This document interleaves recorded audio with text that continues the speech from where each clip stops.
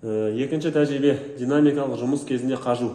Сыналушы сол массасы 1,5 немесе 3 килограмм жүкті белгіге дейін көтереді. Бұл уақытта біз секундомер қосамыз. Сыналушы өзіне ыңғайлы қарқында қолмен қимыл жасайды. Қолын көтеріп немесе түсіріп. Сыналушы 3 секунд уақыт белгіде қолын ұстап тұра алмағанда қажу бар деп есептеледі. 1, 2, 3.